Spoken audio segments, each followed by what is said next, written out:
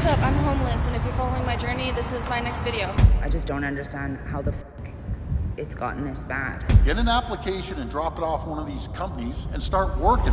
What is happening to Canada? It doesn't really feel like the country that I grew up in, but it just feels like we're, as a country, just going into like a downward spiral over and over and over. It's like a death spiral. I don't really know how to describe it, but it feels like the country is desaturated in a way. Feels like everyone's less happy, less content, and problems that have like always been there just feels like they're 10 times worse today. The Canadian dream is long gone, so it seems. Tons of Canadians are giving up on ever buying a home. Right now in Canada, because of our housing crisis, we're also looking at a homeless crisis. And it's happening all over the country, from coast to coast. Today, we're going to be looking at some videos that showcase the severity of the situation. Primarily, we're going to be looking at Ontario and Alberta, though this is literally happening everywhere. And so if I don't talk about your city, town, that doesn't mean that what's going on there isn't happening, because it totally is. Well, we may as well start getting into some of these videos then, eh? A new report is shedding light on how widespread the problem of homelessness is in our province. It found tens of thousands of people don't have a permanent roof over their heads and didn't have it last year. As CTV's Beth McDonnell reports, that's a significant increase over the past couple of years. And as sad as these numbers are and disappointing, they're not surprising. Michael Braithwaite works with some of the most vulnerable people across York and Durham regions. Since the pandemic, he says there's been a large growth in the number of people experiencing homelessness, and shelters are full. One of the fastest growing populations, sadly, too, are seniors experiencing homelessness, families, larger families as well.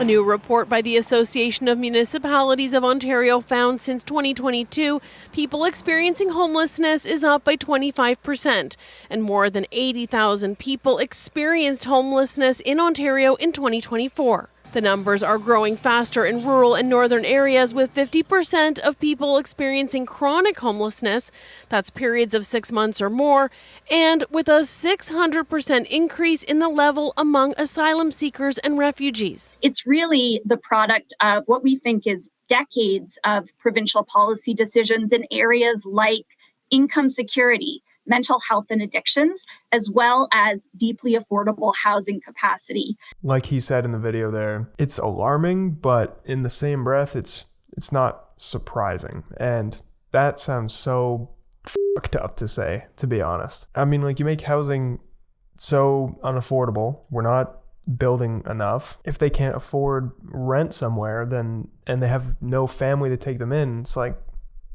where do they go, you know? The report says without major intervention in the next decade, Ontario could see nearly 300,000 people experience homelessness in an economic downturn. No.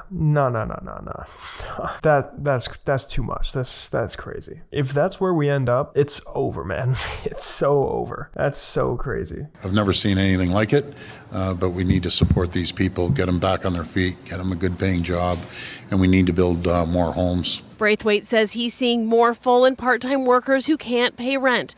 For better outcomes, a focus is needed on youth staying in school, addictions help, and income support. So what other new income pieces can we put into play where people can afford the rents that are currently out there? He says it's taking too long to build affordable housing, and it needs to speed up. I mean, yeah, it's not just not being able to pay for rent, it's also not being able to pay for groceries and a phone bill and internet and, like, man, like, a car. Holy smokes. All that together is not feasible on minimum wage. It's just not. I remember when I was growing up, we went on a field trip to Toronto, and that was the first time I had ever seen homelessness. Underneath the Gardiner was where I saw tents for the first time. But nowadays, it's like, it's everywhere. There's like whole communities. I mean, 80,000 people. That's insane, man. It's literally happening in like every township. I don't need a report. I can see it with my own eyes. It's very disturbing. Yeah, it's quite sad. And I mean, like, it's only going to get worse if we don't do anything to fix it. And we need more homes. Like you noticed Doug Ford, the Premier of Ontario, saying, have to get these people good paying jobs, because minimum wage, it's not good enough. According to CTV, the rental wage is like $40 to live in Toronto. That is like over double what the minimum wage is. So it's a tough situation, man. This guy that goes around Toronto and interviews homeless people, he's like, what got you here? And this girl was so like articulate, and she was like, yeah, like I lost my apartment because I lost my job, and now like, you know, we camp around in tents, but she just seemed like a normal human. And it broke my heart, because I understand a lot of homelessness is mental health, which obviously still very much breaks my heart. But it's like your average citizen that was just very much working a normal job, had her own apartment, and just simply is homeless because of the fact that our economy doesn't allow her to be able to afford anything if she's a single girl. What does she mean by normal person? Have we lost the plot? Have we forgotten that homeless people are normal people too? They just don't have a house? It does sound a little pretentious, but I do understand what she means. That like our systems are so bad that even someone who's like trying really hard and like should have the basics can't even have those, you know? I think there's this disconnect between homelessness and productivity. The homelessness crisis is now at a point where it's like, it's not just because of drug addiction or mental health or a bad upraising, you know? Like this country is just getting so bad that like even young people who are trying can't do it. What an odd thing to say out loud. Yeah, I mean, I think we know what she means, but the way she said it was just not delivered well. It looks like all the comments had the same impression that I did, and we all caught that one moment. We're like, what do you mean by that? I gotta give some props to this homeless guy who set up his tent to have his own private island. Look at this utopia he found. The only thing I don't get is how you don't get your feet wet trying to leave, but it's beautiful. Gotta respect it, honestly. Making the best of a horrible situation. He's not homeless. That's a $2,000 a month studio apartment. Yeah, I mean, that's pretty much where we're at, man. Like, a tent on a concrete island. People don't understand how dangerous the streets can be at night. It's true. I mean, he's got a moat now. He's got at least one layer of defense. Again, I respect this one. I really hope the city doesn't, like, kick this guy out. It's creative. Do you know what the best way to get people be able to get out of the encampments, get out of homeless? Get an application and drop it off one of these companies and start working. You need to start working if you're healthy. Bottom line, if you're unhealthy, I'll take care of you the rest of my life. Your life will take care of you. But if you're healthy, get off your ASS and start working like everyone else is. Very simple. That is quite provocative, Doug. Bold of you to assume that it's that easy, but hey, what would a politician know? Isn't it funny that most companies won't even take an in-person application?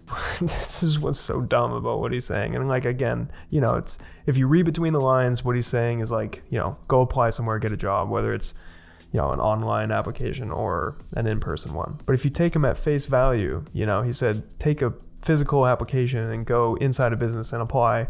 I'm sorry, Dougie.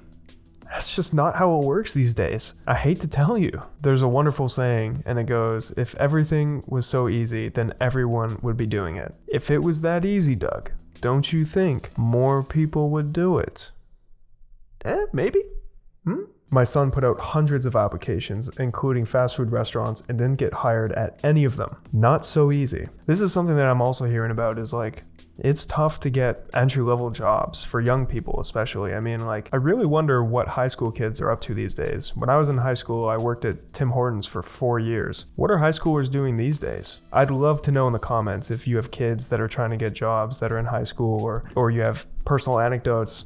I'd love to hear about it because genuinely, I don't know. It's cute how he thinks a minimum wage job would cover rent, food, and necessities in this day and age. It is cute, you know? Doug's a little cutie boy. Aww. Thanks for the advice, Doug. I'm sure they'll go get employed now. Does he not know that in order to work in Ontario, you need 1, a valid ID, 2, a permanent address, and homeless shelters or hotels are not considered addresses, and 3, a bank account? That is damn true. It ain't that simple, Doug.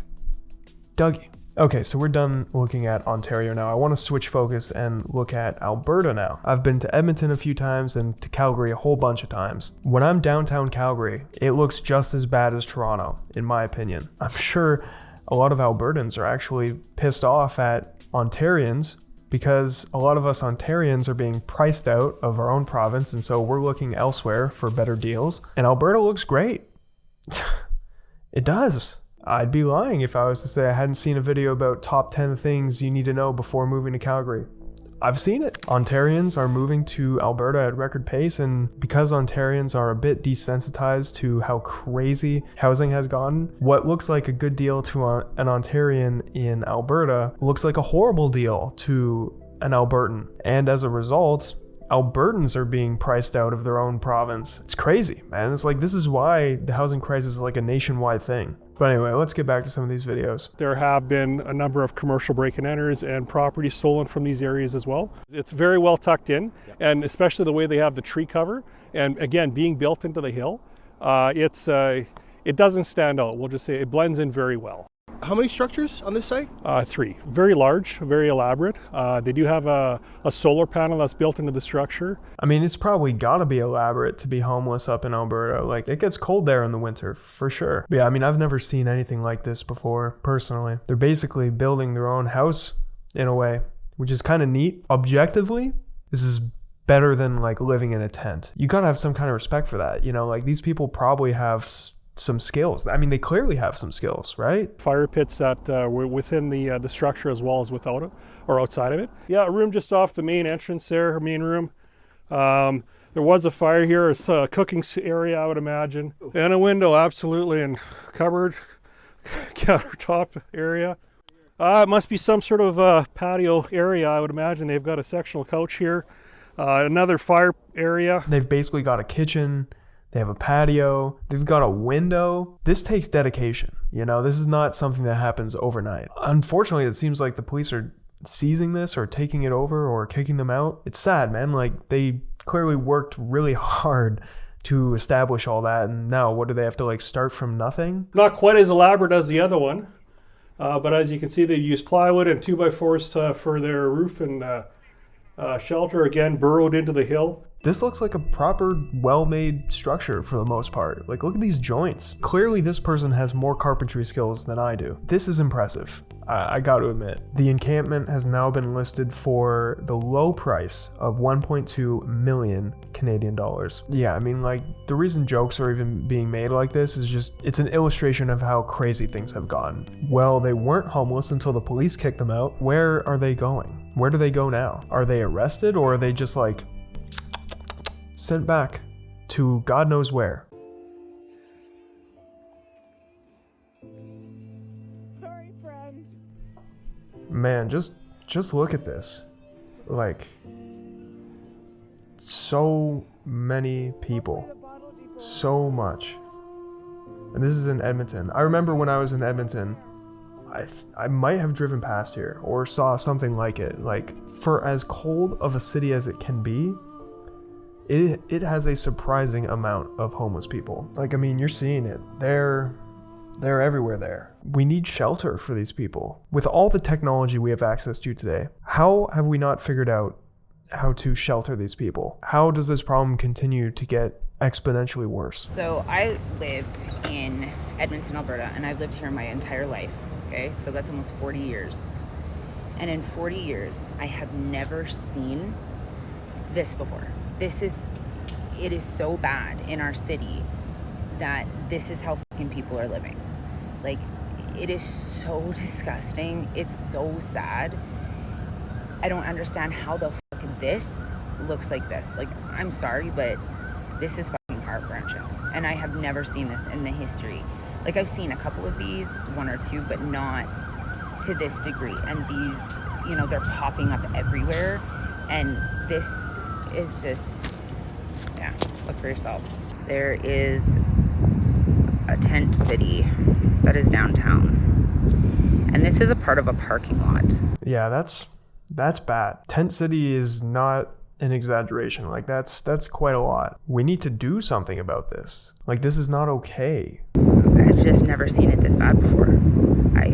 And these aren't, you know, junkies and people that are sitting there trying to, you know, do stupid shit. Like, these are, I've talked to a couple of the people that were there because I didn't want them to get mad at me filming. And these are not people that belong in there. They really don't. I just don't understand how the fuck it's gotten this bad.